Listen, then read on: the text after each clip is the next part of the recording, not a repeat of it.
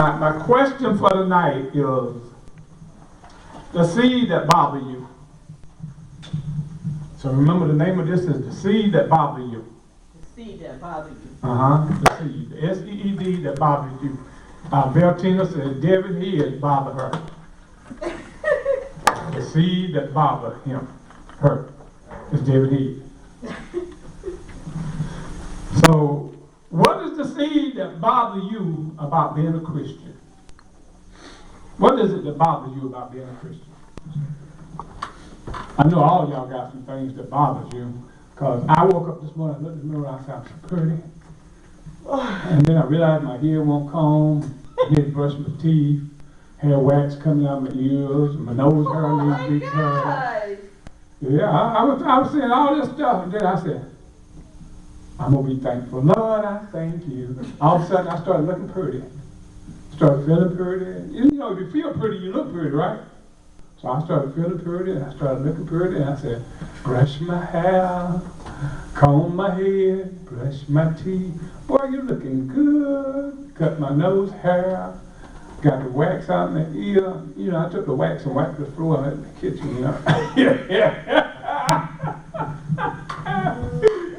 Oh, I'm just being positive, you know.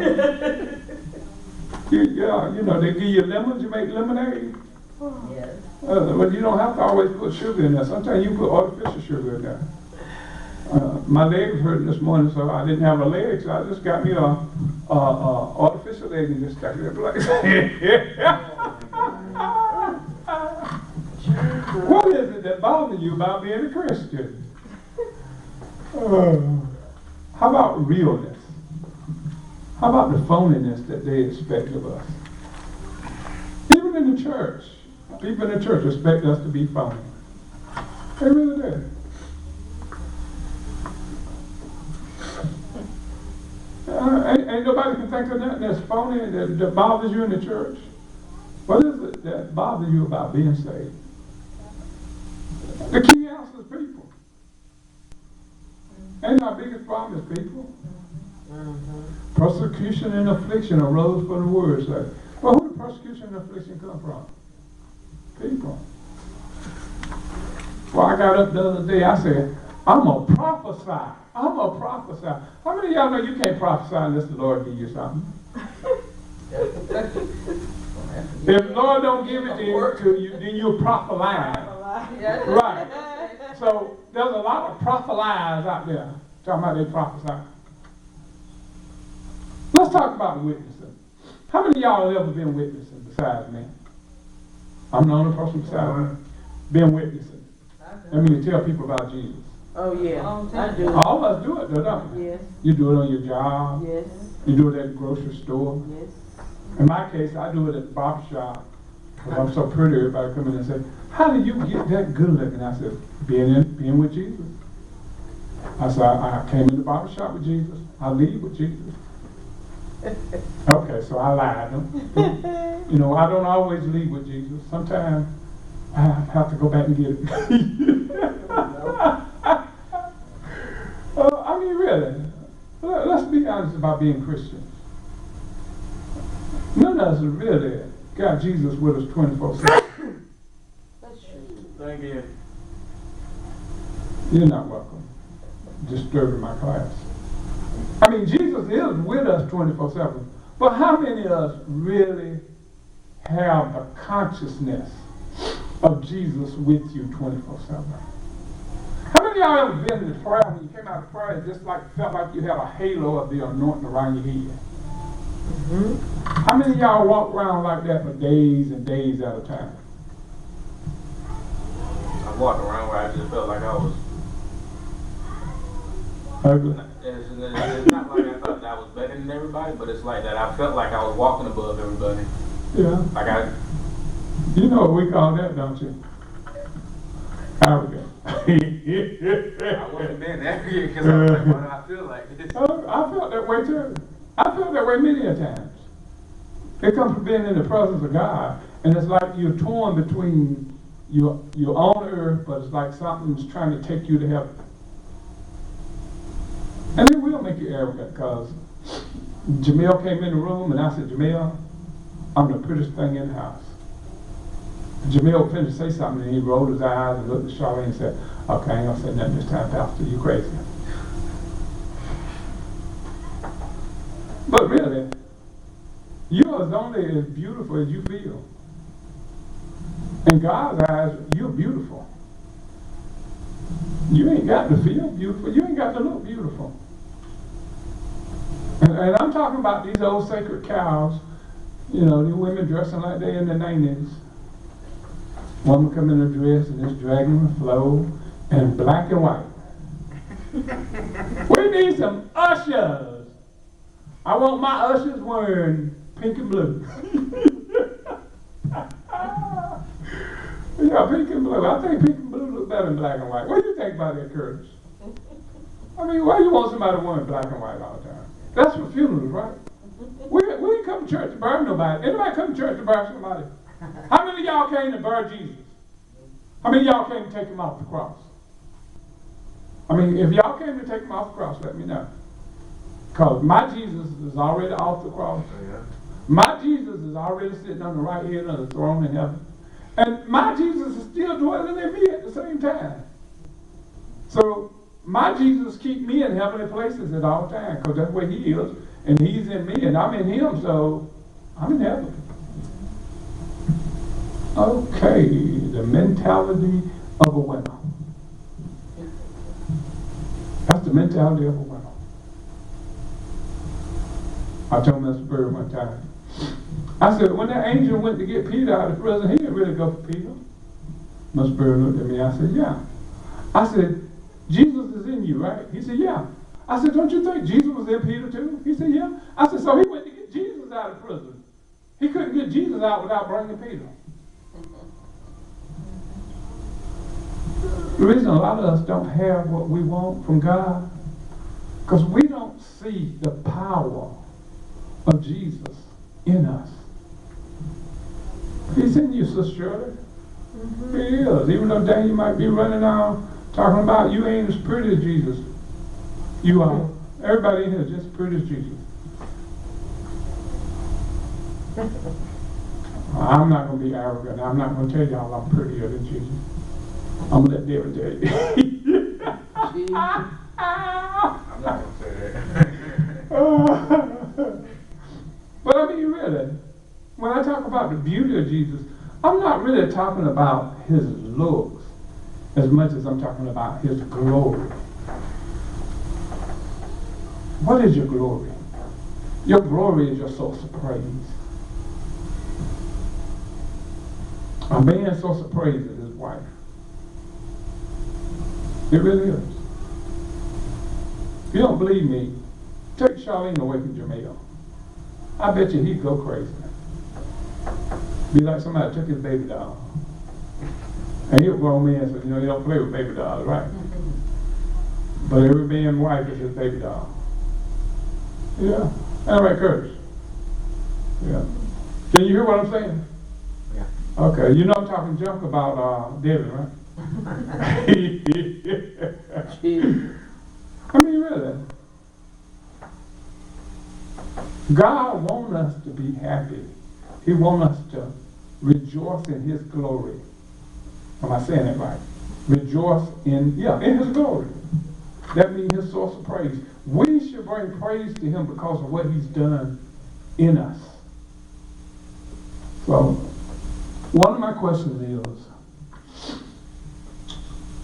what is it that bothers you about being saved? Why do these things bother you? Why do guilt and fear bother you? Why? You know what?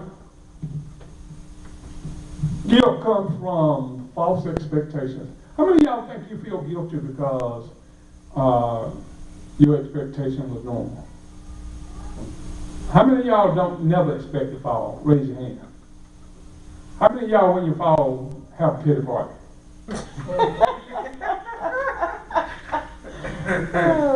You know why, don't you?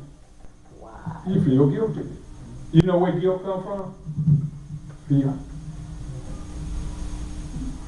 I fail and God don't hear what I'm saying.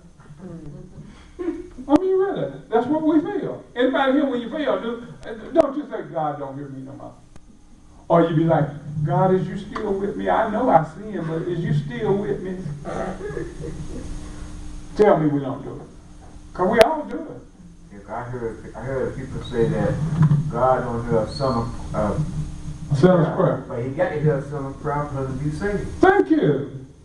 But even better than that, none of the Old Testament saints were saved. So that means none of them, God heard them. So if he didn't hear them, how did Abraham make a covenant with him? I'm trying to figure out how Moses did everything he did. Yeah. How did Moses go up in that mountaintop for 80 days? I mean, y'all know Moses went up for 40 days and then went back up for 40 months. That's 80 days. I don't care what, how you do the math. Right? Right. And then he went back up there after he busted the Ten Commandments. He went back up there. I want to really get into the book of Jubilee, the book of Enoch, and the book of Joshua. I really want to take the book of Genesis and expose a lot of this stuff. That's amazing. The things that we miss because we're trying to be super saints. I used to try to be Superman. I couldn't be Superman, so I said I'd be a super saint. Yeah, I went down there and they poured oil on me and I fell on the way out the door. I said, I ain't supposed to fall, I'm a super saint. I'm supposed to float on the flow like water. It didn't happen. Matter of fact, I bumped my head so many times, I kept asking God, God, am I saved? Lord, am I really saved? God, I keep making these same mistakes over and over again. Am I really saved? I know y'all saved people ain't never did that, right? Tell the truth now, y'all saved people ain't never failed with the same sin over and over again. I'm the only one that's ever done that. No. Yeah, the rest of them told lies. They said, no, we didn't never fall. Yeah, I was sleeping around, but I ain't never tell nobody, so they don't know I didn't do it. But God knows. You'll be amazed that people get up in the pulpit and tell you how perfect their life was, and you find out they're liars. Yeah. See, me, I get up and tell you I was a hoe. I didn't think I was a hoe. But then I started looking at the people we were calling hoes, and I realized I was doing some of the same thing they were doing. So if we call them hoes and we do what they do, don't that make us hoes too? We just got better status. I don't know. Some of them standards weren't that good. I mean, really? I mean, some of them hoes out in the street were getting better quality men than the women in the church were, because they were getting leftovers. The ones the women in the street didn't want, they were left over to the women in church. So, that was a mess anyway. That's like eating mayonnaise and grits on the same sandwich. That's a good meal, ain't it? If you like mayonnaise and grits. I don't like either one. I like them separate, I don't like them together. But anyway, my next question is, why do fear and guilt bother us? Why do guilt bother you and why do fear bother you? Why do we fear failure? Why are we afraid of failing? That's my next question. I'm going to ask Sister Valtina. Sister Valtina, you afraid of failing? If you ain't slapped Devin 4 times, I guarantee you he'll change his smile upside down. Because all of us go through that fear of failure. My marriage might fail. My job, I might fail my job. My children, I may not raise them right. My children might fail. In Charlene case, JJ might look like Jamel. Gotta buy some more shades. I bought First Lady one of them old deep, dark pair of glasses to make sure she couldn't see me at night. What do you say, Curtis? Yeah, I didn't want her to lose her eyesight. Jesus. I mean, really though, I mean, I'm being funny, but I mean, let's be honest. We don't want to fail. But that fear is what takes us into failure. We're afraid of failure. It is a trick of the devil to get you afraid. The people who are telling you the stuff that you're going to go through in life is telling you so you can mentally be prepared for it and not be shaken. But a lot of times, instead of us preparing our minds so we won't be shaken, we get over in the fear.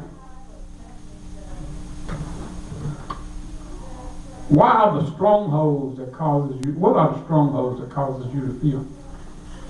Fear of failure is the biggest stronghold in your life. It is. Guess where that fear of failure comes from? Your parents. When they tell you can't do this, and you can't do that. That's scarred a lot of people. Yeah. They tell you what you can't do. They don't tell you what you can do. Because their parents didn't tell them what they could do. They do. They get mad at you. Yeah. And they don't want to be bothered. Yeah. Yeah. Me and my Uncle Laura used to climb trees and pretend we were flying airplanes. My grandma never had a problem with it. One day my limb broke and it cut me right across the stomach. Boy, my grandma got mad. Boy, you ain't got no better sense than to climb a tree. You can't fly no tree for no airplane. I've been climbing up in that tree for years. Well, you know, you climb a tree for years, you don't think nothing of it. You don't think about 2 or 3 years later, you bigger, you heavier than you used to be. So that limb break. You don't think about that limb. You don't think about how much weight you gain. All you're doing is using your imagination. When that blood started flowing, your imagination changed, didn't it? And my grandmother, her imagination changed. She used words I'd never heard before. Like, are you stupid? Are you dumb? Ain't you got no better sense than that? She didn't mean it that way, but she was just pissed because I got hurt. Her vulnerability showed up. And what did she do? She tried to protect her mind by saying words like dumb and stupid. When really what it was is she felt helpless. Haven't we all done that? Especially with our children. Now, let's bust y'all bubble. As Christians, we all do it.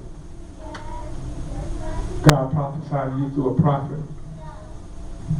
How many of y'all know prophecy is to edify, exalt, and comfort? The word edify means to charge up with a continuous charging or a continuous build up. So when somebody prophesies to you, they're prophesying you to build you up for that next level in God. Exalt. When you exalt somebody, you're telling them what they can be in God that they don't see. Building a hope. Right, or a future. You're giving them a vision. Your hope is your vision. So when a person prophesies and it exalts you, it gives you a vision to see the hope that God has set before you. Comfort. The word comfort means to stand alongside, to hold up, to help, to strengthen. A prophecy will stand alongside, hold you up, and strengthen you till you get to that point God wants you at. Why is it so important to understand this? Because when people come in here and they get a prophecy, they get mad and leave. You know why? 3 reasons. 1, they don't know how to receive a prophecy. 2, they don't know how to judge a prophecy. How many of y'all know a prophecy is supposed to be judged? The Bible said, despise not prophecy, but judge prophecy, whether they be of God. Book of Corinthians. It also says, the first 2 prophets be quiet, and the 3rd prophet speak. The first 2 prophets judge what the 3rd prophet say. if he's not prophesying what God wants to say. How many times y'all see me and Jamil back and forth prophesying? Like we got the same breath. We don't. We're serving the same God. But sometimes God revealed it to me a way in which I can express it that Jamil can't express. And sometimes Jamil can express it in a way I can express. One day we was in here talking, and me and Jamil were talking about the same thing. But then Jamil said it so simple. Sister Charlie said, Pastor, you said the same thing, but Jamil made it so simple. And he did. He made it so simple that you couldn't help but understand it. Was I offended? No, because it was the Holy Ghost doing it anyway. And it built her up. It made her have confidence in what he said, which is what a prophecy is supposed to do. Now, judging prophecy. There's several steps to judging prophecy. When you judge prophecy, first of all, you need to judge the source. If somebody will come forth and prophesy, and it grieve your spirit, you know it ain't God. Second, you don't know whether it's a demon or it's them. Third, you don't know if they're prophesying because the Holy Spirit is leading them. Most of the time they ain't. Or they're prophesying because they're trying to exalt themselves. Oh, this is pretty deep, ain't it? Taking y'all into some real meat, ain't it? What do you do when a person is prophesying and it's not the Spirit of God? Sister Darling, what do you do? Don't know, do you? You pray. When somebody is prophesying outside of the Spirit of God, you begin to pray, in the name of Jesus, I bind this demon spirit. You ain't got to say it loud. How many of y'all know y'all words are heard in the spirit realm? Whether you say it loud or not. That's the first thing you do. You bind the demon spirit. Then the anointing will come upon one of the individuals that is praying to either rebuke that person that's prophesying or bind that demon. Pretty deep, ain't it? Yeah. Do you see anything? No, unless the spirit of revelation, we call it the discerning of spirits. Not the spirit of discernment. There is no such thing as the spirit of discernment. If anybody tell you they got the spirit of discernment, that means they gossip. They are gossiper. There ain't no such thing as the spirit of discernment. There is the gift of discerning of spirits. And when a person is rebuking, the gift of discerning of spirits will reveal whether there's a demon spirit or the person is prophesying in their own spirit. You know it ain't God's spirit, because if it were God's spirit, instead of you being grieved, you'd be at peace. Okay? Pretty powerful. What do you think about this, Sister Charlie? I heard that got your attention, didn't it? And you know a lot of people that prophesy, they ain't prophesying to God. It's their own spirit. I've been tempted to try it a couple times. Let me tell you why it's so easy to get into. Because you think that because God used you a lot, that every time you come to church you should prophesy. It don't always happen. No, it don't. Prophecy is to exalt, edify, and comfort. Prophecy is not for you to build your faith on. Uh-oh. That's not. And let me take that back. Prophecy is not the foundation for your faith. The foundation should be the vision that God gave you for your ministry. And this is where we run into problem at, because the foundation for your ministry is inside of you. And your pastor should be giving you a word every now and then to show you where you need to produce and develop at. Right? How many times I prophesied different ones in here? Tell you that God said you're going to do this, and God said you're going to do that. So Charlene, remember I told you, Jamil going to prophesy, but you were going to preach. God used you to preach and him to prophesy. The gifts will operate through him, but you will be preaching. Yeah. I told Curtis that he would be alongside of his wife, and God would use her. Oh, you prophesied the other day, didn't you? The last few days you've been prophesying, ain't you? Never thought God would use you like that, did you? You did. Boy, you gotta go, man. You finished teaching Valentino, and God will do marvelous things. But you got to teach your wife. Tell me why you need to teach your wife. I'm not even going to let you answer. So, Charlene, how can two walk together unless they're in agreement? How can you and Jamil pray and prophesy together unless y'all be in agreement? How many times y'all went to preach and you and him got in a fight because he didn't say it the way you thought he should say it, or you didn't say it the way he thought you should say it? Don't have to do it. No, don't. I'm so sure I ain't gonna prophesy to you about what your future's gonna be, because you already know. I hope you look good as I do when you get there.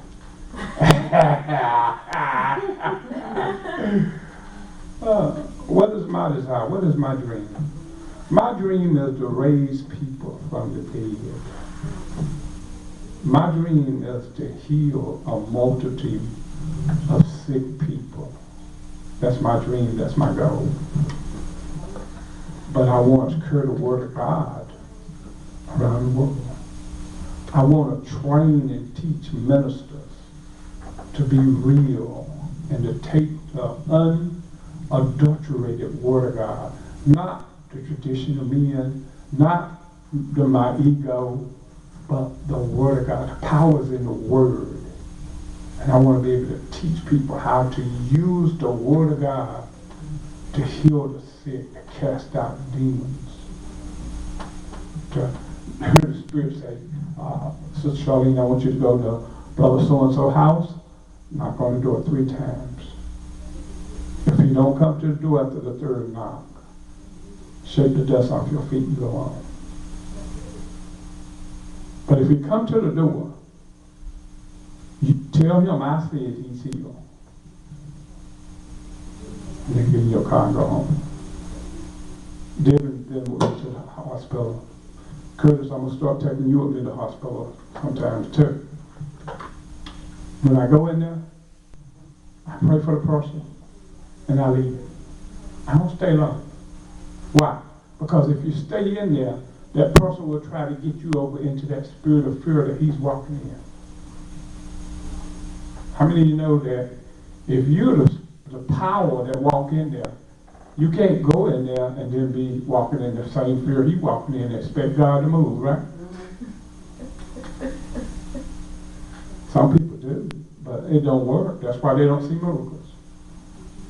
I laugh at Sister Shirley because Sister Shirley, when her husband was on deathbed, she called me. She said, Pastor, I can't stand it. I can't go in there. He screamed like cats. I said, come on, Jamil. I went down and laid hands on him. Jamil said, Daddy, Daddy, Daddy. I said, Jamil, he ain't dead.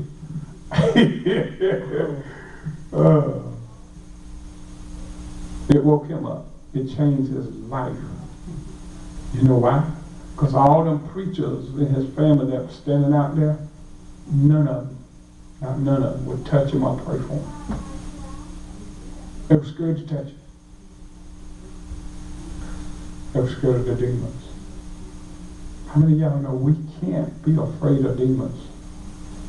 Demons are defeated foes. You say, Sister Shirley, you want to say something?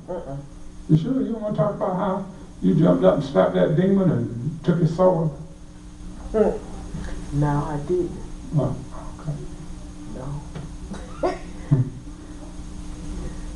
The power is in you. Me, I have a big imagination. But let me tell you something. When I first got saved, Demons used to attack me all the time. I stayed in the Bible so much. All I had was a dictionary and a Bible, King James Bible. And I would sit there, and I don't read them scriptures 100 times. I sit there with a dictionary and look up every word, what it means. Why? Because I wanted to know God. And let me tell you something, I still want to know Him. I've been saved all these years and I still don't know Him. I want to know Him more than I know Him today. I want to know God so much that when I open my mouth, I'm talking about how good He is and how wonderful He is. Because He is. And when I read the things in the book of Jasher, the book of Jubilee, the book of Enoch, it really gets my attention because it's like the book of Genesis has opened up to me. And I understand it. And when I read it, it's like me looking at TV. You know how you turn the TV on and you see a picture? When I read it, it's like I got a television camera in front of my eyes and I'm seeing everything I read. The power of revelation.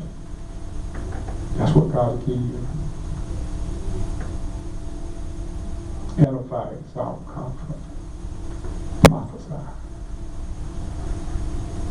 Get used to it. It's going to be happening a lot here. There's a lot of people coming in. I'm telling y'all. A lot of people. A lot of work, Sister Cynthia. A lot of work, Sister Charlene. You know that young man that's with you in Jamaica? You know he don't know that girl, right? You know why? She's running away.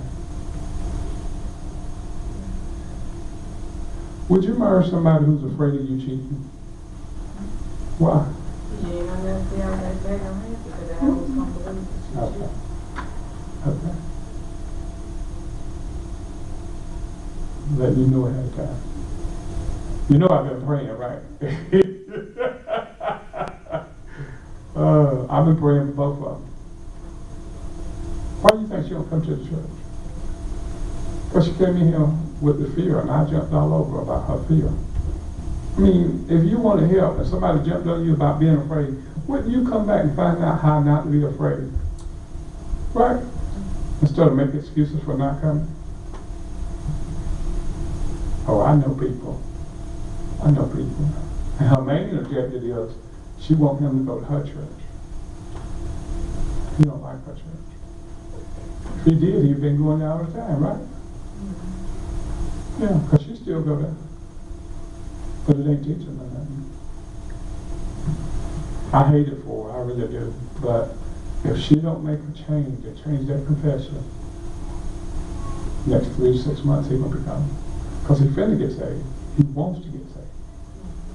Only thing stopping him is her. He wants to share his life with her. But he's afraid if he marry her, she gonna force him out to let you. Because she don't have no confidence. And I'm not telling you this to go back and tell her. I'm telling you this so that when you see it, you won't be disappointed. It has nothing to do with you. It's all about her. I know. I've been trying to reach out to her about praying, but most of the time she don't answer, or I text her, call me when you get prepared to pray. Ready to pray, and she don't never call me. Right. But like other stuff, like if she wanna meet me somewhere, then that's fine. She'll answer for us to do something outside of church. But Right. for church, she not interested. Right. Right. And he is. Why do you think he come with Jamaica? Came to church the other day, didn't even come in. They didn't even like him. He used to come in and speak to me. Oh, I know. Don't let him get past me. You know why? Because I pray. That young man gonna be a number here. Because he looks to Jamaica. He got a lot of confidence in Jamaica.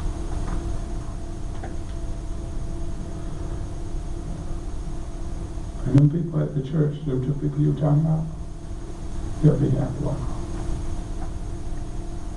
Daryl. Oh, those two ladies. Uh-huh. Her husband's about to pass. Yeah. Ain't nothing you know about it. He's already made up his mind, he ain't gonna do what I told him to do. I think she's going through some of the same situation I'm going through. Yeah. Yeah. It's hard to get God to do what you want to when you're being rebellious yourself. How many people can believe that you can marry the wrong person?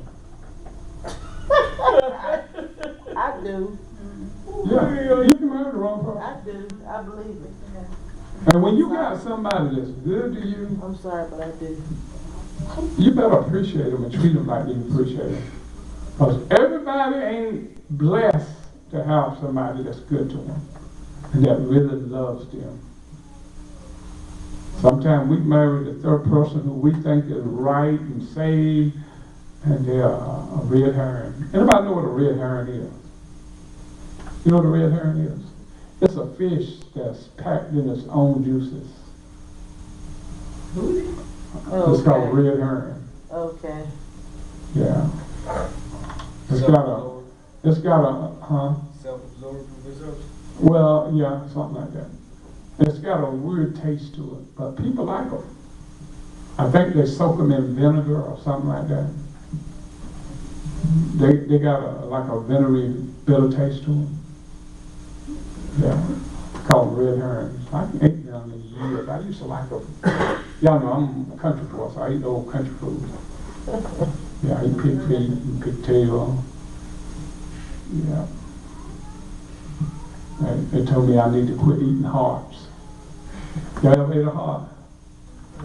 Yeah, I took that beef heart out and cut it up and sliced that beef up and ground it and chopped it and throw me some gravy on it. No, I didn't. But you know,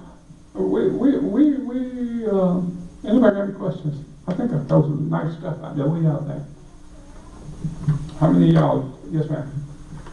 I was gonna say, you know, watching people and talking to people, I noticed that, you know, even in people rebellious state or disobedient state, God still blesses them. Yeah. But it seems like everything they have, it's always something constantly happening. To Something. take away the joy. Right. You're gonna see that. Always. Why? And if you ain't careful, you'll develop that mentality too. Why? The mentality comes from the curse in the earth, and they are not willing to yield. Somebody give me Proverbs, the first chapter. First chapter of Proverbs.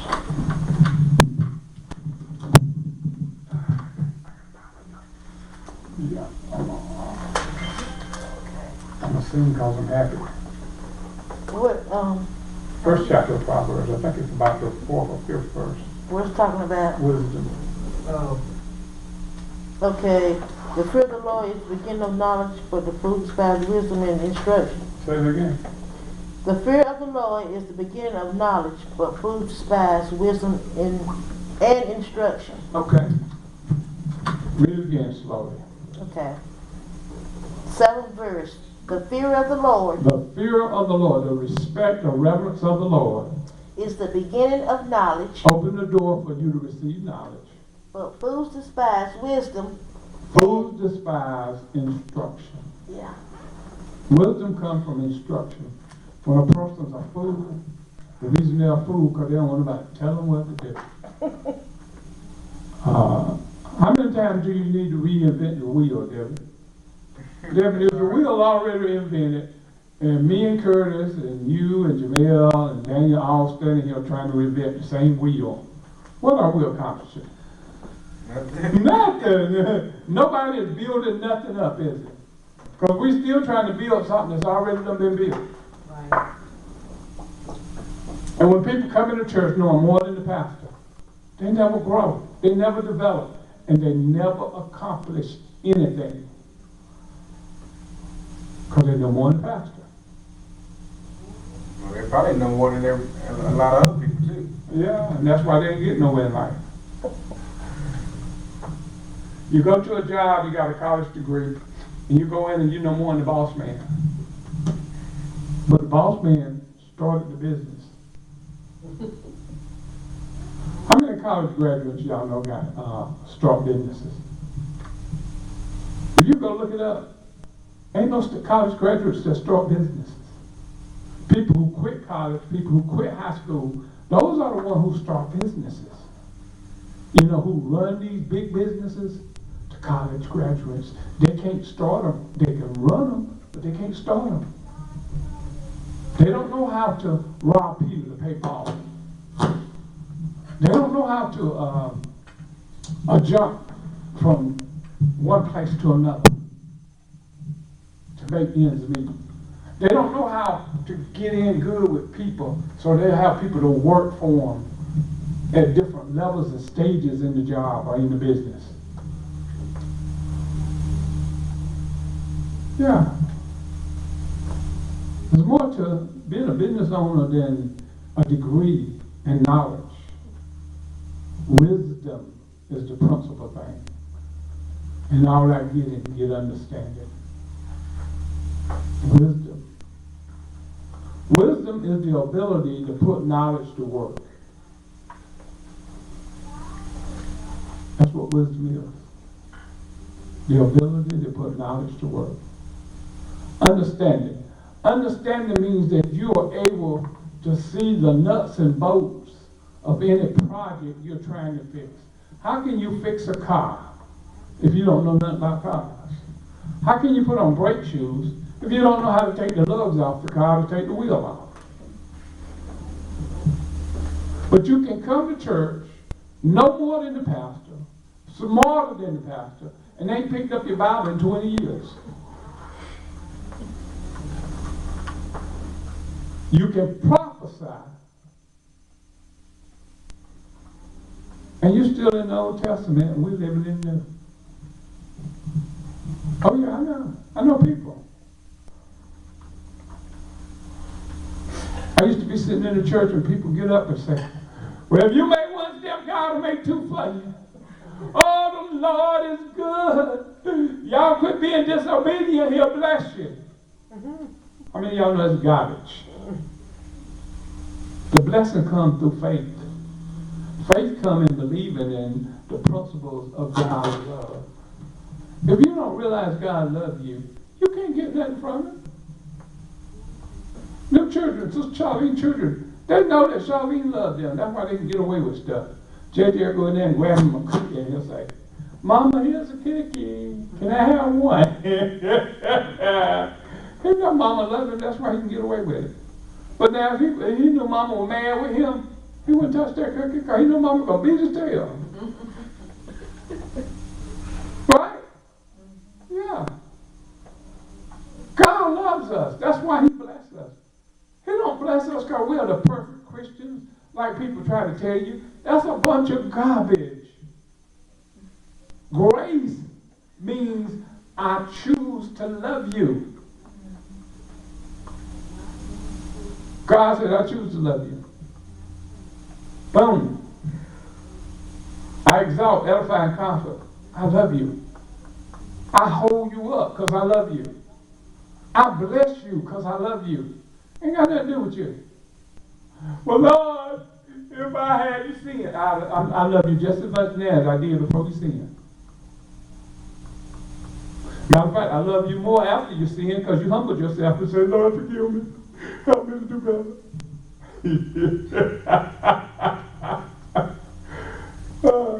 You yield to him when you fall. The Winans used to have a song, what is it, how that song goes? Something about it being great. He'll pick you up when you fall. But it's even greater to never have to fall at all. What does it mean?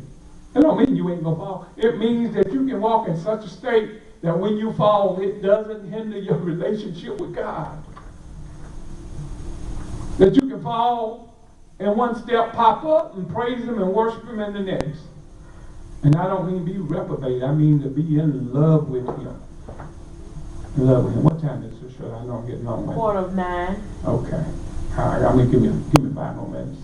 I'm gonna try to be through in 5 more minutes. It depends on whether Sister Charlene throw that rock or not. It's time for us to to let God's love be the foundation of what we say and do. I don't mean being stupid and allowing people to use you. I mean knowing that God loves you enough that He'll give you wisdom and understanding so that you will prosper. And not just be in good health, but have great health. I tell myself all the time, my youth is being renewed as the eagle. I shall run and not be weary. I shall walk and not faint, because I'm waiting on the Lord. I know He loves me. He loves me.